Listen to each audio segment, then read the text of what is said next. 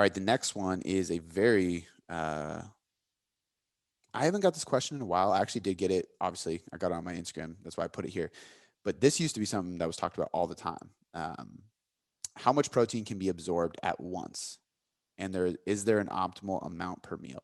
Because I remember once upon a time there was like this whole thing of you can only absorb 20 grams at a time or 25, and then it became 40 or something like that. But there was a number that they said, and that's why people were like, you have to have 6 protein feedings per day, kind of thing. Um, so I've been asked this a couple times recently. It was the first time I've been asked this in a long time, so I'm glad we threw this in there. But break it down for us. Yeah, so this question is, I'm going to change the question because this is what people usually mean. Because when you eat protein, you like absorb all of it. You if you don't use the nitrogen in the protein, you kind of urinate it out. So you absorb it and then you just kind of dump it if you don't use it. So we'll kind of answer a different question, and that is, how much is beneficial for maximizing muscle protein synthesis? Because that's what these people care about, right? Hypertrophy, MPS, you want to elevate it so you get bigger eventually, right? Um, and so that's where the literature is like still evolving, right? It's like I was pulling studies from like 2020, 2021. There's one out of this year that's cited in here. Um, and so what we've kind of figured out was it used to be about 20 grams, like 20, 25 grams. And that's enough to elevate muscle protein synthesis if you're just kind of like sitting around, right? So say you wake up, you have a shake or you have breakfast and it has about 20 to 25 grams protein in it. Okay, cool. That's still pretty much right. Um, but when you train, right? So all of us are resistance training in some capacity. You have this natural or responsive elevation in muscle protein synthesis, right? So it lasts for untrained people, it's like 48 hours. For trained people like you and I, it's probably 30-ish. But when we intake protein during that time frame, we get like a bump. There's like a little bump in muscle protein synthesis that we're trying to capture. And that was the idea behind the anabolic window, right? And it turns out that this window is pretty big. Like it's like 24 to 30 hours. But, you can still have your shakes after your workout. That's fine. And so that's kind of the background of it. So there's a couple of really nice dose response studies that try to figure out, all right, after training or with training, how much protein can be is maximizes muscle protein synthesis. And so they did. So this Wittard et al. 2013 is a beautiful study. They basically did 0, 10, 20, and 40 grams of protein. And if you look at the results, it's like it maximizes somewhere between 20 and 40. And I have a feeling that if they did 30, it would have hit about there. But it's, let's say, 25 to 30% more than if you were just sitting around. So you can now bump up your protein when you're training or after you're training, which if you're training like us, if you're training 4 times a week or even 3 times a week, you're pretty much always kind of in that extra bonus zone. So what I tell people is, you know, 40 grams is pretty dang safe. Like you could probably get away with 30 and be fine, 30 to 40 grams. Maybe if you're a little smaller, 25 grams uh, in one meal. Uh, there were some other studies with beef protein. And so they're kind of interesting because it's like you have your whey protein, right, digest really quickly, like a couple hours. And then your beef, which digests super slowly because it has fat in it and stuff. And so there was a series of studies that basically compared like 30 grams protein of beef versus 90, and there were like no differences in muscle protein synthetic response. And then you're like, okay, well that means 30 grams is as good as 90. Okay, so let's do 30 and 70 was the next study. They're about the same. And then there was again another dose response study, this time with beef, that did 0, 12, 24, and 36. And it looked like somewhere between 24 and 36 kind of it maximized. Um, so all of that to say, you know, you're really safe if per meal you're between 25 and 40 grams of protein. Like it doesn't matter necessarily how big you are, which is surprising because there's actually a study that looks at um, 2 different size groups of like muscle size, like how much muscle they have on them, and it didn't make a difference if they were big or small. The protein still had the same response.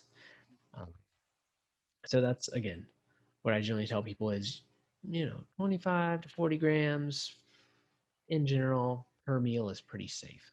Um, so that's kind of a lot of research summed up in a little bit of time. So one thing I've told somebody, and I'd be interested if this changes, uh, not necessarily the result of the study, because I don't think it's what they were obviously looking for, but um, if you eat 70 grams of beef and you absorb right then 30 to 40, and it gives you the peak of muscle protein synthesis and it kind of stays there.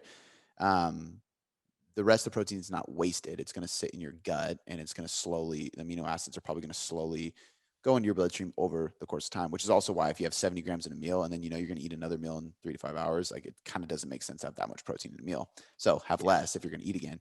But like, let's say that was your last meal of the day. Is there anything that shows better muscle protein synthetic response 5 hours after that meal? Like if they ate that at 9 and then went to bed and they were, how are they doing in the morning? Right? Is there more peak of amino acids and protein synthesis because they had a bigger bolus before they went to bed? I know there is studies that show casein because it's a slower digesting protein, but would that change the benefit or the absorption or what you would look for?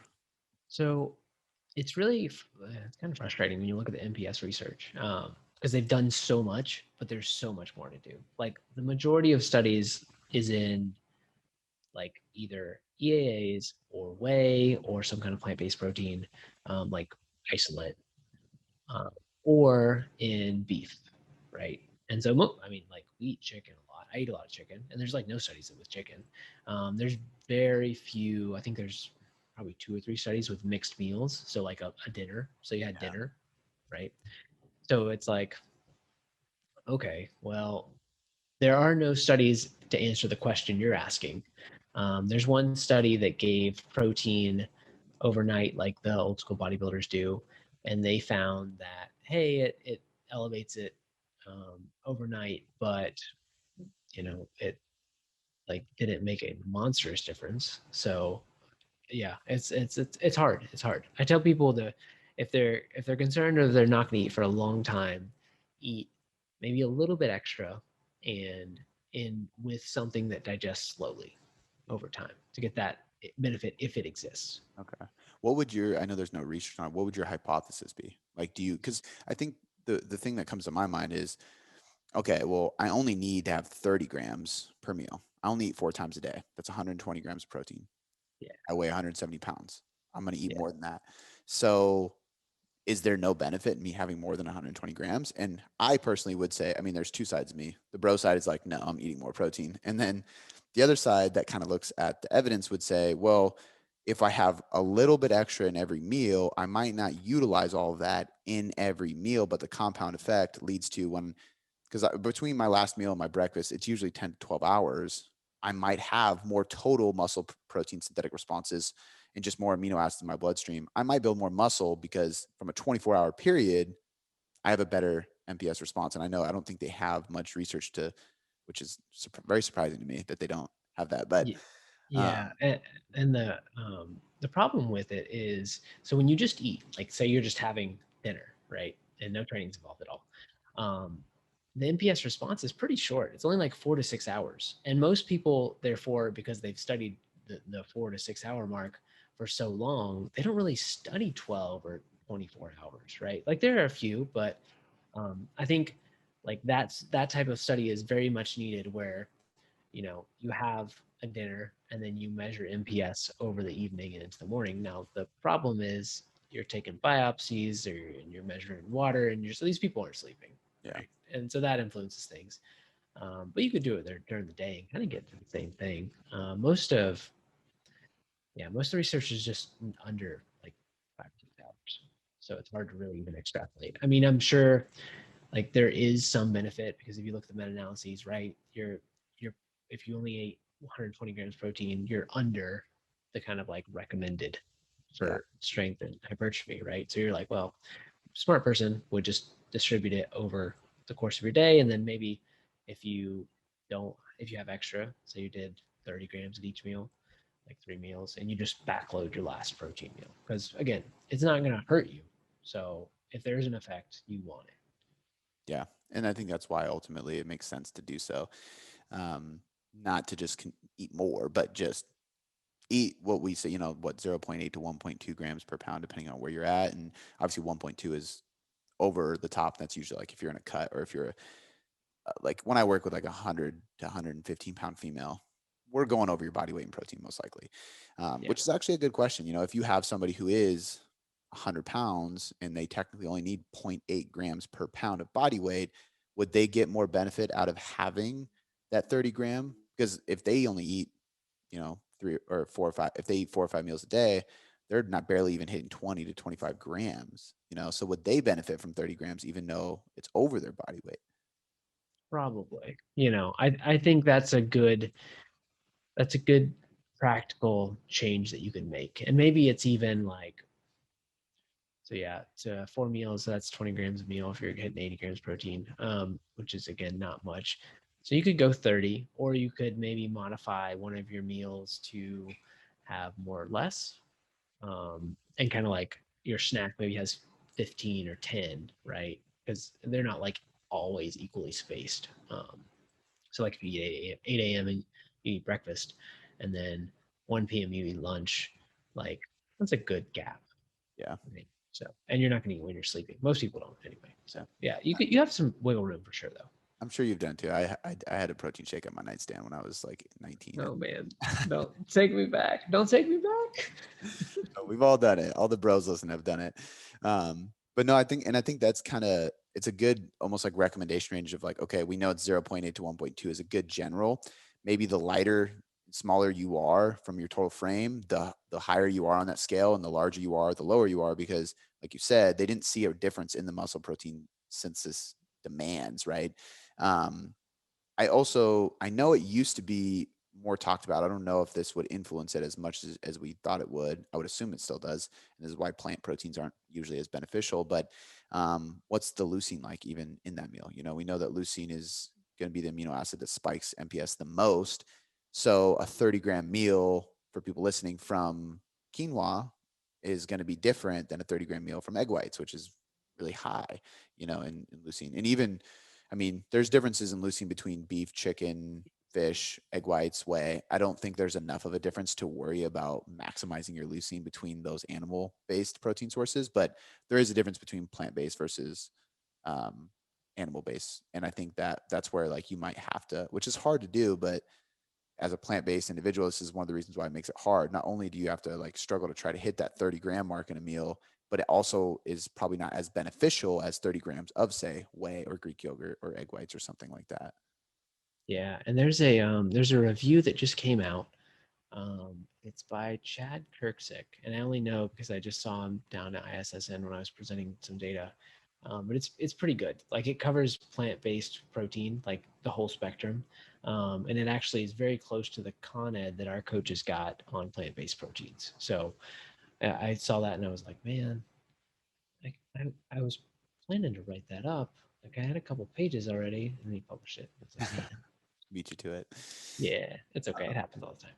So I feel like I had one more question about this topic. Oh yeah, just in general, before we close out the protein thing, what are your general thoughts on protein overfeeding? I mean, I think there's from what I like using a pretty damn high protein diet for people trying to lose fat. Like I think if Mhm. you have less than 10 pounds to lose, I think it's very valuable. If you have like if you're on like a 50-pound fat loss journey, there's no point.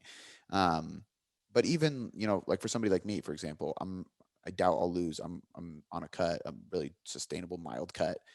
So I just don't do well with aggressive approaches. But I doubt I'll lose more than 10 more pounds. But I'm eating, you know, good amount above my body weight. I weigh 170-ish pounds right now, and I'm eating 215 to 225 grams of protein, which is more than I need. Um, but it gives me a little more food volume. Obviously, I feel better. It's not going to hurt me. But what are your thoughts on having that not just for the satiety effect, which is obvious, but for actually maintaining more muscle mass? And somebody was talking about somebody I do respect in the evidence-based place, but the only person I've ever heard use, and I don't know if it's, and this term might be wrong, but amino acidosis or something like that, almost like an over Mm. elevated Oh, amount of yeah. glucose in the bloodstream, having a beneficial effect for muscle growth or muscle maintenance. Um, Thoughts? Is there any Um, benefit to that or reality? so in the physique recommendation paper that I wrote with Helms and Drexler and Fitchen, we pushed like it was when you're in a deficit and not even like because bodybuilders aren't in like a huge deficit forever. They're moderate deficit. It's just a long time. We put like 2.1 to 3.5 grams per kilogram, which is like double the RDA, you know.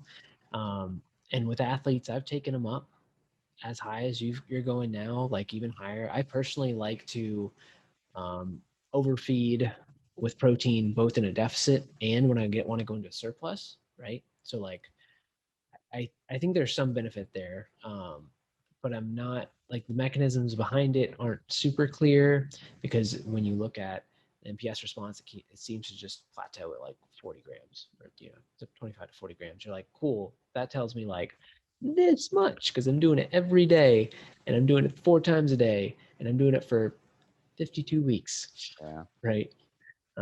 So I think there is some benefit, and we just don't have like the mechanistic side done yet. And that was, the person actually even said like there's not a ton of research to back this up. And I think the problem I see with it too is like, okay, you push yours up pretty high. I push up mine pretty high. I know multiple people who are very intelligent and jacked and experienced in the gym, push up very high, but they're not the people that are in the studies either. Like I haven't seen a study where they go, okay, we're going to do protein overfeeding for subjects in a surplus and subjects in cutting in like a fat loss phase to try to see this difference. And they've all been bodybuilding for 10 years and they're already very impressive. Right. Yeah. That's where I'm like, oh, let's see. So it's hard, but um, I would be curious of your thoughts. I mean, just you said you do think it's beneficial. Why? Like, what's your hypothesis on that? And especially during the surplus, because like that's the time where people go, oh, well, carbs are protein sparing, so you don't need more carb or more protein during a surplus. Yeah, I honestly I have nothing fancy to say here. um, I think it's just tiny benefits over time that add up to something later. So like you would never see you would rarely see like a 1% benefit in a study because the like measurement error is 1 to 2%, right? But 1 to 2% like every time you eat, or even like 1% per day better than not might be some of the reasons we're seeing some of these longer term stuff is we just don't have the capacity to measure it. Yeah, Um, and that's kind of where I fall back on. I'm like, okay, well, the measurement is good, but we can get better, and that's where technology just evolves and stuff yeah, happens. So, yeah, I can respect that. I think that I even have told people that because I tend to push protein a little bit higher during even a gaining phase too, which is contradictory. But what I even tell people is, well, as I increase carbs and calories, I'm getting more protein from nut butters and potatoes and yeah, vegetables and shit like that. So I want to bring up my animal source protein or just protein in general so that I'm keeping that higher dose of the high quality protein. So if I add 20 grams carbs, I'm gonna add 5 grams of fat or 5 grams of protein, and I just kind of keep inching up like that. Um, and then another thing that the last thing I'll say too is this is kind of how I really why I started diving into high carb, low fat research of like, okay, like what is really here? Like, is there any potential benefit for physique athletes? And I think there is. But as I think it was Mike Israetel, who's very good at analogies and coming up with random stories that try to relate. But he was getting ready to talk about it, and he just said he was like, I mean, if you just look at history of what the most jacked bodybuilders did in the 1990s and the early 2000s and everything, they all followed a low fat, high carb diet all the way to prep. And they tried to have as many carbs as they could all the way through. And if that's not enough evidence to show you that it probably works for getting jacked, I don't know what is. Right. And so the same thing with protein. I just know a lot of people who say what you say. I don't really know, but I'm going to keep doing it because I think there's something there. yeah, yeah. And it's like it's habit, right? Like I have my eggs in the morning and I have my chicken at lunch and we have dinner with lots of protein and I'll have a snack before bed. I'm just like, it doesn't even take any effort. Like Yeah. I'll take a protein bar. Like I'm just like, it's such ingrained into me. I've been doing it for 10 years now, right? So Yeah, same with me. It's actually hard.